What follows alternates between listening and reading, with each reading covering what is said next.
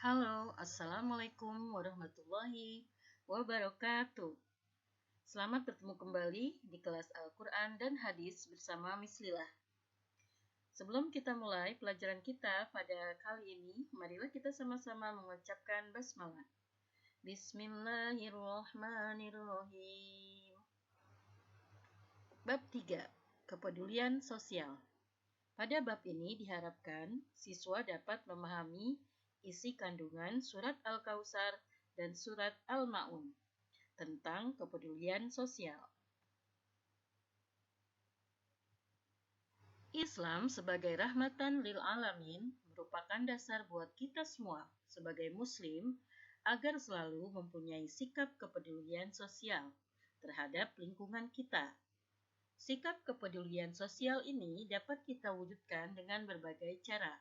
Nah, pada bab 3 ini kita akan mempelajari apa sih sikap kepedulian sosial itu melalui Quran surat Al-Kautsar dan Quran surat Al-Ma'un. Sebelum kita mulai kepada surat Al-Kautsar dan surat Al-Ma'un, marilah kita sama-sama mengerti dulu apa itu kepedulian sosial. Kepedulian sosial adalah sebuah sikap menaruh perhatian terhadap segala masalah kemasyarakatan orang lain dengan cara membantu memecahkan masalah. Jadi, kepedulian sosial itu bukan kepo tanpa membantu ya. Jadi kita kepo, tapi kita ingin membantu tujuannya, ingin memecahkan masalah orang lain, bukan cuma sekedar ingin tahu masalah orang lain saja ya. Setelah itu kamu cuek, bukan seperti itu ya tujuannya. Nah, mengapa kita perlu mempunyai sikap kepedulian sosial? Karena manusia adalah makhluk sosial yang selalu membutuhkan orang lain. Dari sejak awal kita lahir sampai nanti ketika kita masuk ke dalam kubur, semuanya membutuhkan pertolongan orang lain. Tidak mungkin kita tidak membutuhkan orang lain. Nah, selanjutnya sikap saling membantu akan memudahkan kita dalam memenuhi harapan hidup kita dan akan memenuhi segala kebutuhan kita. Nah, kalau kalian yakin bahwa ketika kalian membantu orang lain, sesungguhnya kalian sedang membantu diri kalian sendiri. Karena kita tidak akan tahu kapan kita akan mengalami kesulitan, ya. Nah, pada saat kita membantu kesulitan orang lain, itu seperti tabungan buat kita. Ketika nanti suatu saat kita bertemu dengan kesulitan dalam hidup kita, orang yang pernah kita bantu akan ingat kepada kita dan akan membantu kita.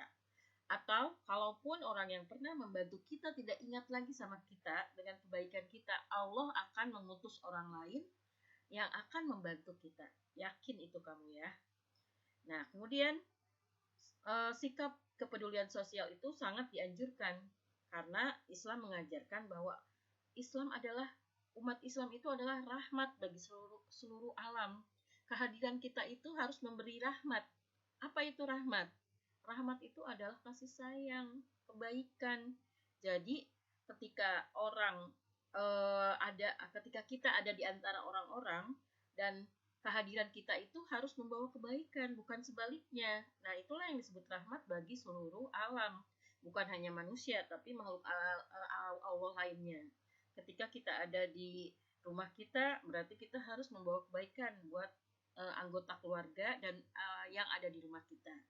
Ketika kita ada di dalam kelas, sebaiknya kita memberi kebaikan kepada semua yang ada di dalam kelas itu. Jangan sampai sebaliknya ya, itu bukan orang Islam namanya. Jadi semua akan sayang kepada kita karena kita memberi kebaikan buat orang lain ya. Nah, apakah dampak positif mempunyai kepedulian sosial? Tentu saja.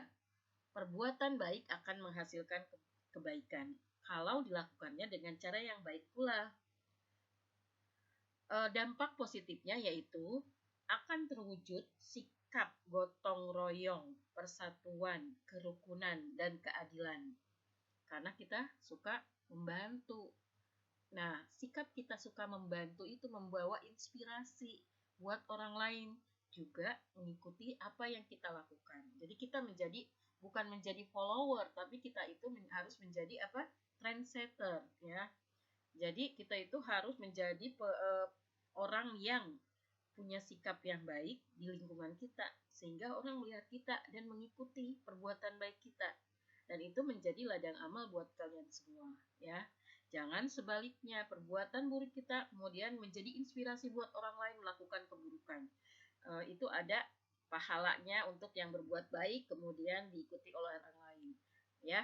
Nah, kemudian dampak positif dari mempunyai kepedulian sosial adalah akan terjalin hubungan baik, hubungan batin yang baik, yang kuat, yang harmonis. Nah, hubungan batin yang baik itu bagaimana? Orang akan selalu ingat kita, orang juga akan sayang kepada kita, orang juga akan memperhatikan kita, ya kan? Tidak kenal maka tidak sayang, tidak suka membantu maka akan orang tidak dikenal, tidak akan sayang sama kita. Ketika di lingkungan kita atau di kelas kita ada anak yang suka membantu, pasti ketika anak tersebut yang suka membantu tidak hadir karena sakit, pasti dia akan mencari dan mendoakan tanpa disuruh ya. Itu hubungan batin yang baik, mendoakan, saling mendoakan, saling memberi masukan, saling membantu, saling memperhatikan. Nah, itu akan menjadi kuat hubungan pertemanannya seperti saudara, dan akan menjadi saling menyayangi, saling membantu, harmonis. Nah, itu yang diharapkan, lingkungan yang diharapkan yang seperti itu. Di antara teman di kelas, hubungannya baik, kuat dan harmonis. Di rumah juga seperti itu. Jadi kalau kalian peduli sama orang di kelas atau di rumah, maka akan saling menyayangi ya. Melihat temannya susah dibantu, melihat kakaknya lagi kerepotan, kamu bantu ya. Jangan cuek aja, bodo amat kayak gitu, nggak usah kayak begitu ya. Kalau kamu dalam posisi sedang kesulitan, kemudian teman kamu cuek, bebek gitu ya, nggak mau bantuin, pasti kamu akan merasa sedih, ya kan? Sama di rumah juga gitu, ketika kakak kamu, ibu kamu sedang repot mengerjakan pekerjaan rumah, kamu asik aja nonton TV, kamu asik aja main game, nggak peduli. Coba, sedih nggak ibunya? Kok punya anak nggak mau bantuin ya? Kok adik saya nggak mau bantuin ya? Kok nggak peduli ya sama saya? Sedih nggak? Nah, seperti itu contohnya ya. Jadi, mau dimanapun kita berada, harus menunjukkan sikap kepedulian kita terhadap orang lain ya. Dan dampak positif dari mempunyai kepedulian sosial selanjutnya adalah dapat menghilangkan kesenjangan sosial. Apa itu kesenjangan sosial? Ada orang yang kaya, ada yang nggak punya. Nah, dengan adanya kepedulian sosial dengan cara membantu, apalagi pada masa pandemi kayak gini banyak orang yang sedang kesulitan, kita memberikan sumbangan, kesenjangan sosial itu jadi tidak terlihat. Yang mempunyai lebih memberikan kepada yang kurang. Jadi sama-sama bisa makan, sama-sama hidup nyaman, ya. Nah, kalau udah ada yang gitu, nggak ada rasa dengki, nggak ada lagi dendam. Kalau ada orang kaya di lingkungan kamu tapi pelit, pasti kamu, orang kaya kok pelit. Nah, ada sikap yang sifat kita muncul yang tidak baik. Jadi dendam. Besok kalau aku jadi orang kaya misalnya, aku nggak mau bantuin orang miskin lagi atau orang yang nggak mampu.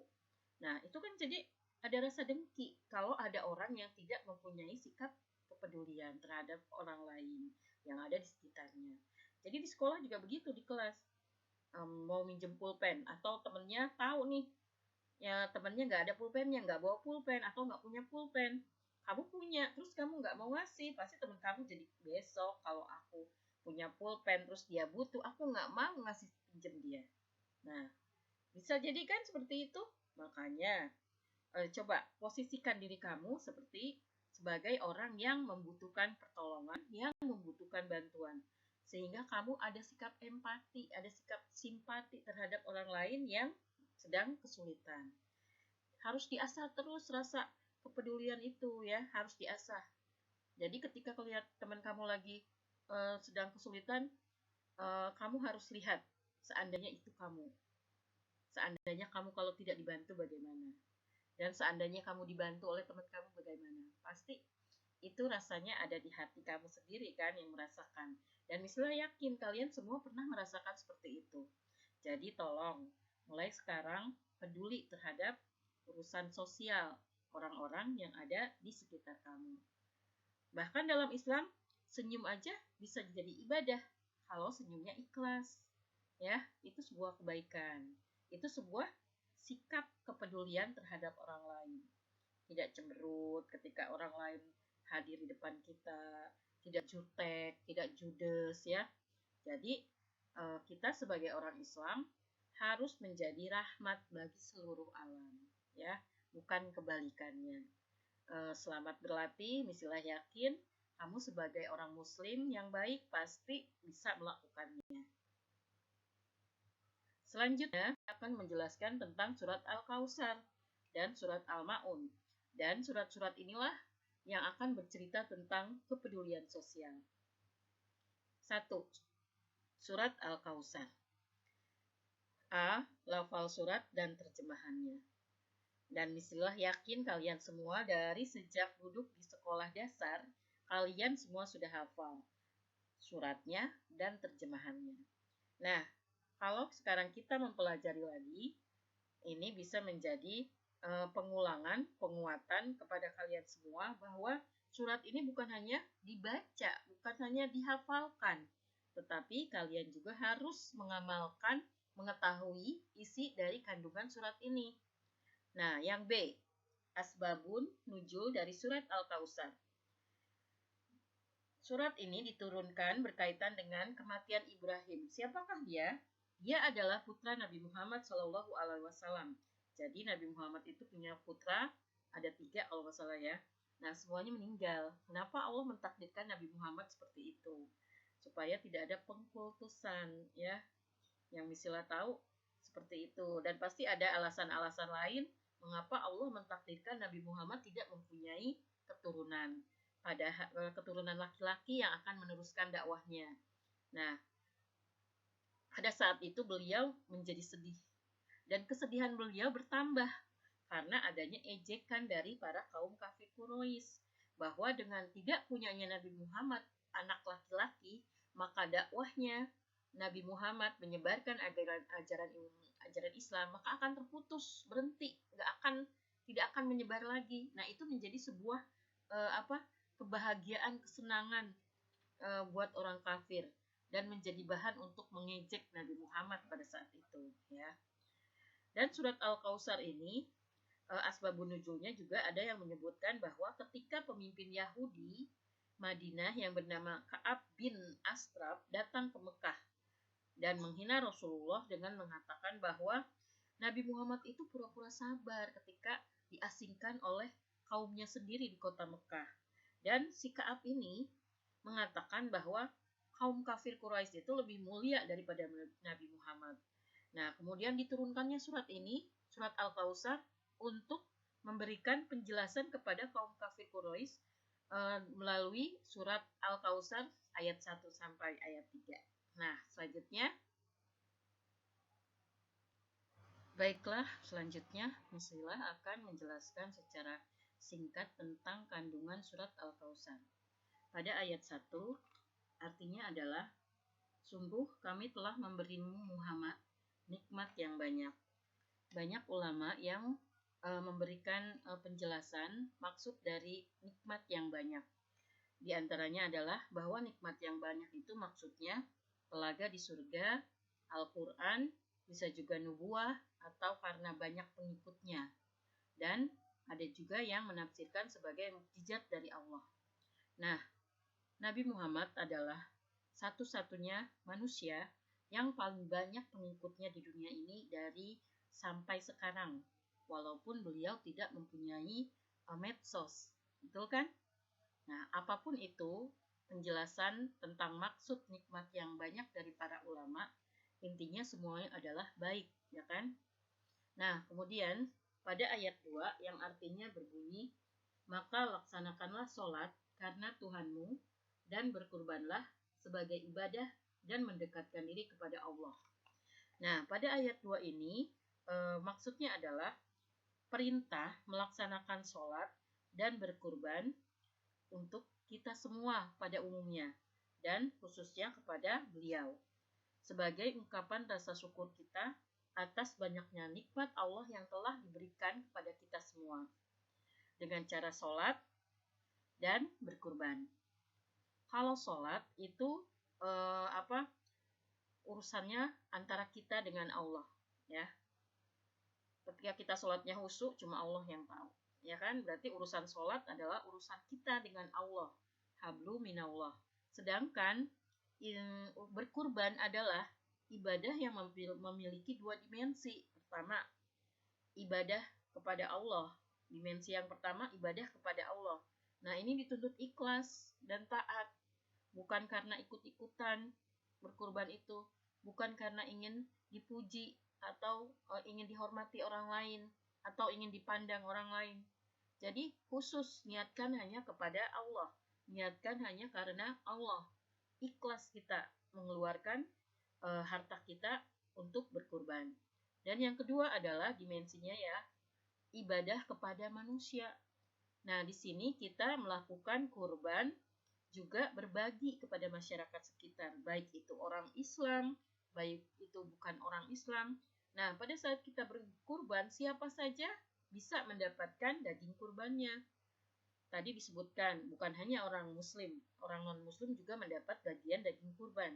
Termasuk orang yang ada di sekitar kita itu, orang yang mampu, orang yang kaya juga berhak mendapatkan daging kurban dari kita.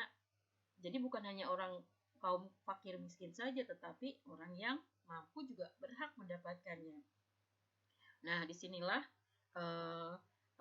keunikan dari sodako berkurban. Sodako yang lain hanya untuk orang yang fakir miskin yang diutamakan, tetapi pada ibadah kurban ternyata bukan hanya kepada fakir miskin, bukan hanya kepada orang Islam, tetapi kepada orang yang mampu, orang yang kaya, juga kepada orang non-Islam juga mendapatkan hak untuk mendapatkan daging kurban kita, ya.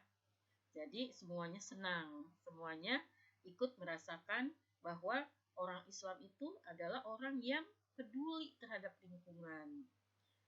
Nah, ibadah berkurban ini kan kalian semua sudah tahu bahwa kepada orang yang mampu dan dilakukan setiap tahun.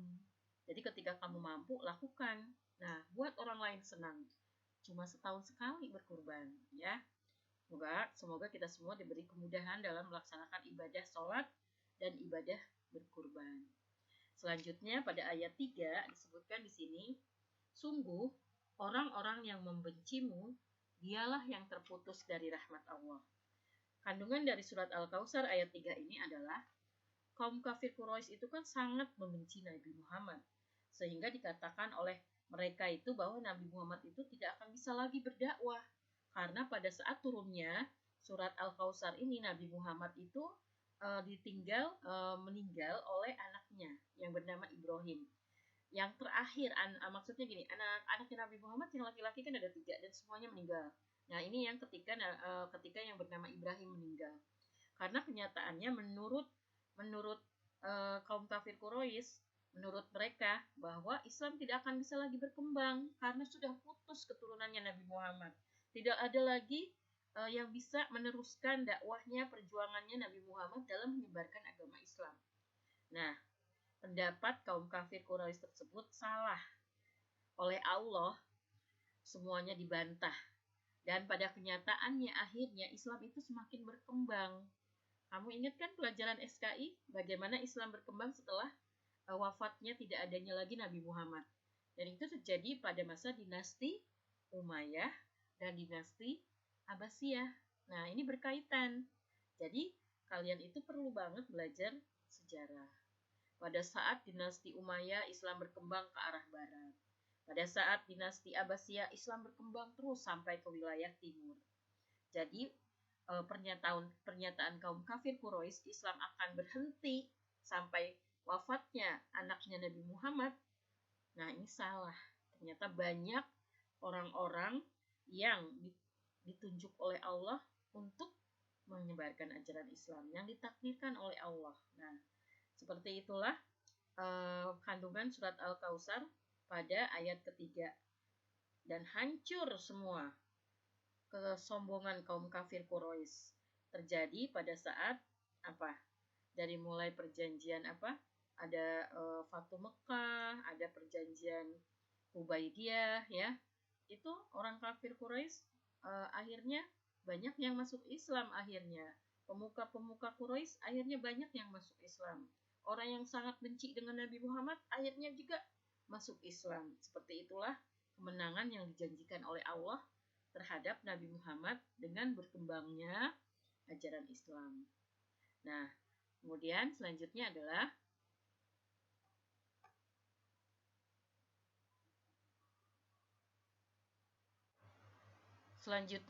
surat Al-Ma'un. Lafal dan terjemahannya, Priscilla yakin kalian sudah tahu, sudah bisa ketika sejak dari sekolah dasar. Nah, selanjutnya adalah tentang asbabun nuzul dari surat Al-Ma'un. Pada surat Al-Ma'un ini, asbabun nuzulnya adalah ketika orang-orang munafik mempertontonkan sholatnya kepada kaum muslimin. Di hadapan kaum muslimin mereka sholat. Tetapi ketika mereka tidak adalah di hadapan kaum muslimin, mereka meninggalkan sholat. Nah, yang seperti ini adalah hal yang sangat tidak disukai oleh Allah. Ya, orang-orang munafik ini lebih berbahaya daripada orang kafir itu sendiri. Karena kita tidak tahu apa yang di dalam hati mereka. Mereka bilang A, padahal di hatinya B. Mereka melakukan A, padahal di depan kita dia melakukan B. Jadi, orang munafik itu seperti musuh dalam selimut. Semoga kita terhindar dari sikap dan perbuatan seperti orang-orang munafik. Dan orang munafik itu tidak suka memberikan bantuan atau pinjaman. Mereka tidak peka terhadap lingkungan. Mereka cuek, mereka masa bodoh terhadap kesulitan orang lain. Itu merasa buat mereka adalah kesalahan mereka jadi susah menurut orang munafik. Jadi bukan kewajiban kita menolong orang yang membutuhkan atau membutuhkan bantuan atau pinjaman. Nah, yang seperti ini ya, semoga kamu tidak punya teman yang seperti ini. Jangankan diminta, mengeluarkan sendiri aja dia nggak mau. Kebalik ya, jangankan dia itu mengeluarkan sendiri dengan kesadaran sendiri membantu orang lain, diminta saja dia tidak akan memberi. Ya, benar-benar nggak peka. Dan kita semoga jangan jadi seperti orang yang seperti ini, yang tidak peka terhadap kesulitan orang lain. Orang Islam itu harusnya tanpa diminta itu harus memberikan pertolongan, harus peka, harus peduli, harus simpati minimal. Ya, tidak bisa membantu, ya berilah doa semoga diringankan, ya kan? Jadi orang Islam itu ada yang misalnya di antara kita yang tidak mampu. Ada dua tipe orang yang tidak mampu. Orang yang tidak mampu ada yang menutupi ketidakmampuannya dan tidak mau meminta bantuan kepada orang lain. Dia menjaga harga dirinya. Sementara ada lagi tipe orang yang tidak mampu tetapi menunjukkan terus ketidakmampuannya terus. Menunjukkan kelemahannya. Dia selalu mengeluh dan selalu meminta-minta, nggak ada malunya. Nah, nggak ada orang di dunia ini yang mau menjadi orang yang tidak mampu. Tapi orang Islam yang baik ketika ditakdirkan menjadi orang yang tidak mampu bukan merendahkan dirinya sendiri dengan meminta-minta, harus menjaga harga diri kita ya, apalagi sampai meminta-minta di pinggir jalan seperti itu. Allah tidak suka dengan orang yang tidak mampu tetapi memperlihatkan ketidakmampuannya, tidak menjaga harga dirinya ya.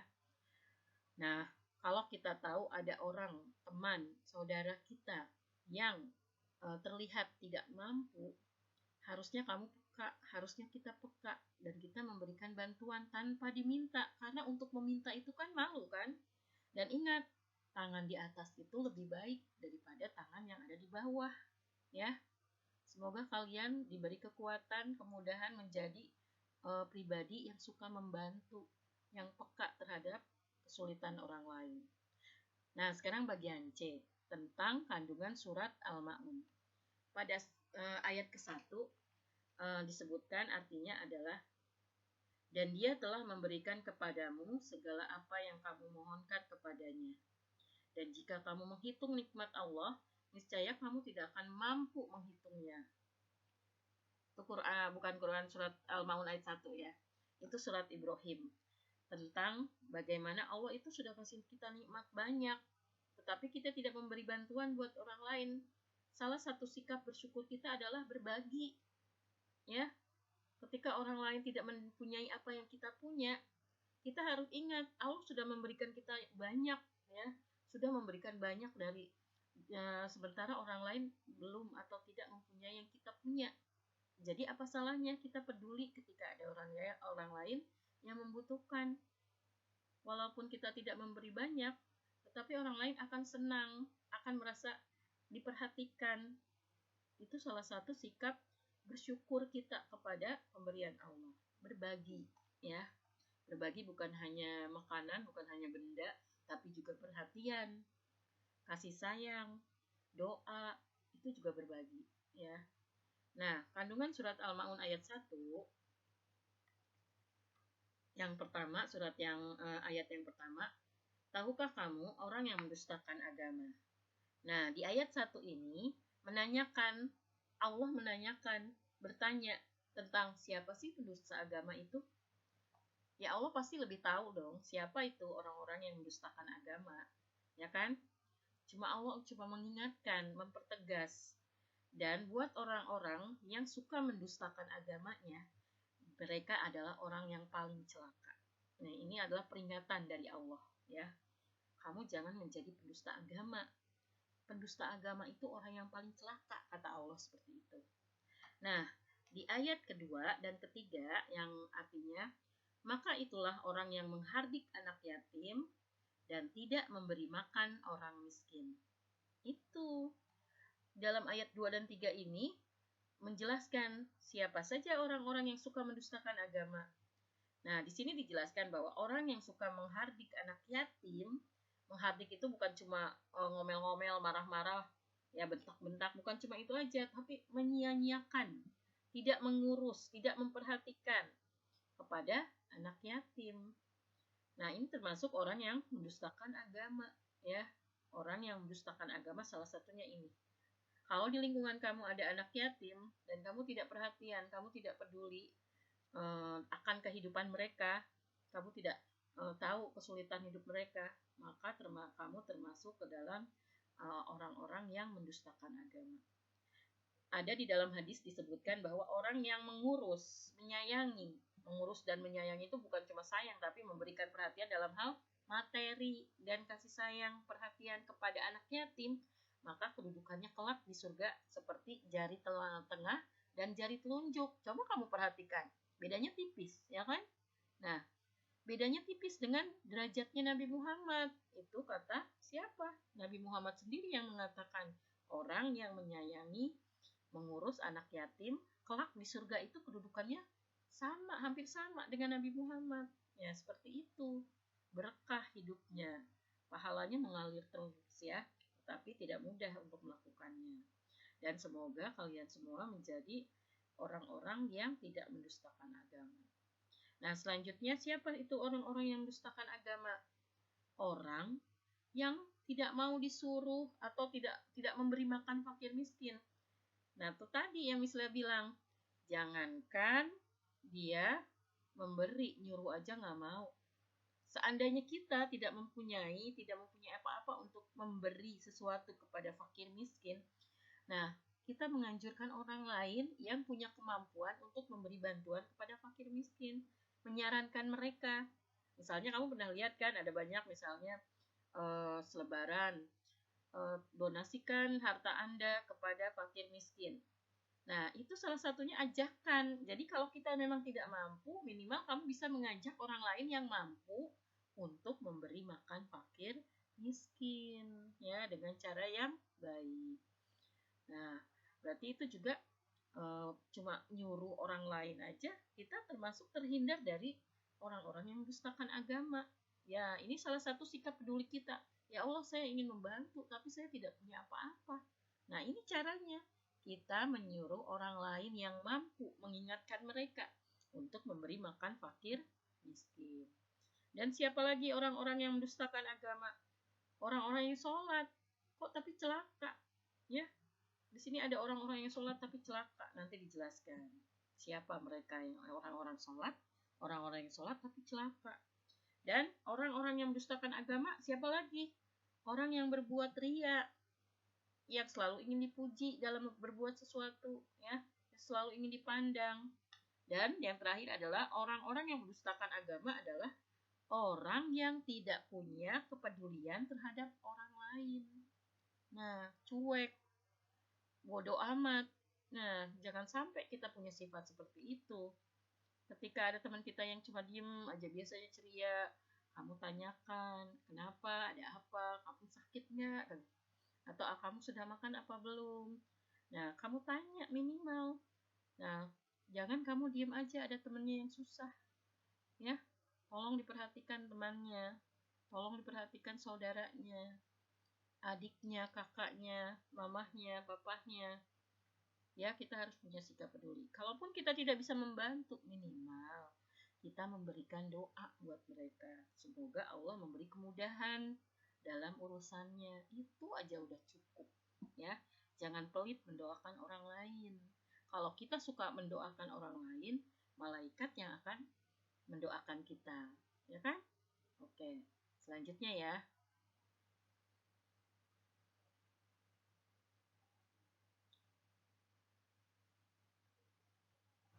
Selanjutnya, kandungan Quran Surat Al-Ma'un ayat 4 dan 5. Menjelaskan tentang orang yang sholat tetapi mendapat celaka. Ya, kenapa kok sholat bisa celaka? Ada apa dengan sholatnya? Orang yang sholat tapi mendapat celaka adalah karena kelalaiannya dia dalam sholat. Maksudnya, dia sholatnya tidak tepat waktu. Dia tidak khusyuk sholatnya. Dan tidak sesuai syariah, ya, mana rukun mana sunnah dia nggak tahu, bablas saja begitu, ya. Jadi orang-orang yang lalai tapi orang-orang yang sholat tetapi mendapat celaka termasuk ke dalam orang-orang yang apa tadi, mendustakan agama, ya. Jadi perhatikan waktu sholatmu, perhatikan sholatmu dengan agar bisa khusyuk. Perhatikan juga mana rukun, mana sunnahnya sholat, ya. Jadi orang yang melakukan ibadah karena tahu hukumnya, tahu aturannya, ilmunya, maka berbeda nilainya sama orang yang melakukan ibadah tapi tidak tahu ilmunya, ya. Jadi kita kalau melakukan ibadah kita harus tahu ilmunya, semuanya tentang ibadah yang kita lakukan, dan itu bisa membedakan derajat antara orang yang berilmu dengan orang yang tidak berilmu dalam melakukan ibadah. Jadi, sholatlah tetapi jangan menjadi orang yang celaka. Dengan cara yang tadi, ya, tidak harus memperhatikan waktu, harus khusyuk, harus sesuai syariah. Nah, untuk ayat yang ke-6 menjelaskan tentang riya. Riya termasuk adalah orang-orang yang mendustakan agama. Orang yang riya itu adalah orang yang selalu berbuat baik, tetapi bukan dengan tujuan karena Allah, tapi tujuannya supaya ingin dipuji, ingin dihormati orang lain, ya. Nah, itu termasuk orang yang mendustakan agama. Jadi ketika kita membantu orang lain, jauhkan dari sifat riya. Bismillah, kuatkan hati kita, ya. Karena ketika kita melakukan membantu orang lain, setan itu terus menggoda kita supaya kita merasa jadi orang yang riya, pengen dipuji, pengen dihormati. Ya, dia mah ngasih bantuannya sedikit. Kalau aku dong, nah itu udah termasuk bagian dari sifat sombong, sifat riya, membanggakan diri sendiri, memuji diri sendiri, ya. Itu tidak boleh. Ya udah, bismillah, nggak usah dilihat-lihat lagi, nggak usah dipikir-pikir lagi. Kalau aku dong, misalnya gitu, ya. Jangan seperti itu. Ketika kita melakukan ibadah, memberi pertolongan orang lain, lupakan. Biarkan Allah yang mengurusnya, ya. Biarkan Allah saja yang menilainya. Bismillah, gitu, ya. Jadi kita terhindar dari sifat riya. Walaupun pasti ada tuh godaannya. Udah, luruskan lagi niat kita, luruskan lagi niat kita. Jangan diungkit-ungkit lagi, jangan disebut-sebut lagi apa yang sudah kita, perbuatan baik yang sudah kita lakukan, ya. Karena apa? Allah itu nggak suka banget sama orang yang riya. Karena orang yang berbuat riya itu termasuk ke dalam perbuatan menyekutukan Allah. Kenapa? Karena hanya Allah yang berhak mendapat pujian. Dan cuma Allah yang boleh berbuat riya. Ya, kita mah apa? Kita mah cuma hambanya yang kalau dilihat sama Allah cuma butiran debu. nggak lebih. Kalau kata istilah zaman sekarang mah, apa sih, kita cuma remehan rengginang gitu ya. Nah, jadi jauhkan sifat ria ya. Bismillah, insya Allah ya. Mudah-mudahan kita terhindar dari sifat ria.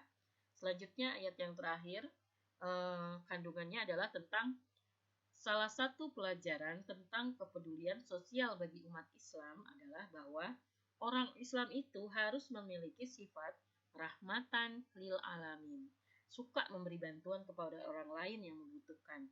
Dan jangan jadi orang yang kikir, orang yang bahil. Bahil itu orang yang lebih kikir lagi ya. Levelnya lebih tinggi dari kikir. Ya, itu bahil banget. Nah, ini adalah termasuk orang-orang yang mendustakan agama. Nah, jangan senyum aja dia sayang. Ngapain senyum sama dia? Males. Itu senyum doang aja dia sayang. Padahal senyum juga adalah bagian dari ibadah. Membuat orang lain seneng. Kamu cemberut, orang lain jadi sebel sama kamu. Jadi membuat orang lain melakukan dosa. Ya kan? Kalau kamu senyum, orang lain ikut seneng. Tapi jangan senyum dulu, nggak berhenti-berhenti ya. Ada tempatnya ya. Oke, selanjutnya. Kalau nanti ada pertanyaan tentang dua surat ini, silakan dijapri ke Mislilah. Semoga kita semua menjadi orang-orang yang mempunyai sikap peduli terhadap lingkungan kita, terhadap teman kita, terhadap guru kita, apalagi guru ya. Nih contohnya nih, nanti setelah menonton video ini ya, minimal kamu kasih like sebagai ucapan terima kasih, menghargai, peduli kepada kerja kerasnya guru. Kamu juga kan nggak suka kalau misalnya kamu udah bikin PR, udah bikin tugas, tapi kamu tidak dinilai. Pasti nanya, Miss, nilai aku berapa, Miss? Gitu kan? Nah, sama. Kalau gurunya bikin video, kamu harus hargai sebagai penghargaan, ucapan terima kasih kepada guru kamu. Tonton sampai habis, kasih subscribe, kasih like gitu ya. Jangan bodoh amat, tontonnya cuma sedikit awalnya doang, terus langsung dimatiin. Itu sama sekali bukan sikap kasih sayang, bukan sikap rahmat. Kamu nggak tahu gurunya bikin video itu sampai begadang, sampai sakit, ya kan? Itu demi siapa? Demi menjalankan tugas yang terbaik dan memberikan yang terbaik buat kalian semua. Jadi tolong please ya, tonton, cuma minta ditonton sampai habis, diperhatikan, itu aja. Nggak dikasih like juga nggak apa-apa, tapi kalau ngasih like alhamdulillah, gurunya seneng. Membuat orang lain senang itu adalah ibadah juga, ya kan? Jadi ada sebuah hadis yang berbunyi, barang siapa yang berterima kasih kepada manusia, maka dia telah bersyukur kepada Allah. Ya, jangan jadi orang yang tidak bersyukur kita dengan tidak mengucapkan terima kasih. Ya, jadi ini Mislah menghimbau bagaimana kita peduli kepada orang lain, terhadap guru, terhadap orang tua. Guru itu sama dengan orang tua posisinya. Ya, jadi tunjukkan sikap terbaik kalian buat guru. Kalau kamu berbuat baik kepada guru, guru juga senang. Tapi ketika kamu berbuat tidak baik kepada guru, nah, wassalam ya. Hanya Allah nanti yang akan membalas. Jadi berkahnya ilmu nanti nggak turun sama kamu ya. Berkahnya ilmu itu Allah kasih kemudahan buat kamu untuk memahami pelajaran itu. Makanya hormati guru kamu seperti kamu menghormati orang tua kamu ya. Seperti itu. Mudah-mudahan kalian semua memahami kandungan dari surat Al-Kautsar dan surat Al-Ma'un ini. Terima kasih. Selanjutnya sampai di sini dulu penjelasannya. Sebenarnya kalau ketemu bisa ngobrol-ngomongnya banyak, menjelaskannya banyak. Jadi dengan pelajaran Al-Quran dan hadis ini bukan cuma kamu yang diingatkan, Mislilah juga diingatkan kembali ya.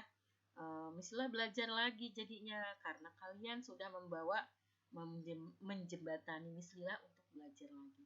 Terima kasih sudah menonton, mendengarkan, menyimak penjelasan materi dari bab 3 ini. Mudah-mudahan bermanfaat bukan cuma buat kamu tapi juga bermanfaat juga buat Mislilah. Nanti kita ketemu lagi pada penjelasan selanjutnya. Mohon jangan jadi bosen ya sama Mislilah. Jangan lihat Mislilahnya, lihat yang ada yang Mislilah sampaikan. Mudah-mudahan kita semua menjadi umat yang rahmatan lil alamin. Ya, semua Mislah doakan semuanya sehat, semuanya tetap semangat belajar, menjadi orang yang santuy, ya, menjadi siswa yang santuy, menjadi teman yang santuy, menjadi murid anak-anak yang santuy. Semuanya Mislah doakan dan guru-guru semua juga mendoakan kalian. Say hamdalah together. Alhamdulillahirabbil alamin. Mohon maaf atas segala kekurangan dan wassalamualaikum warahmatullahi wabarakatuh.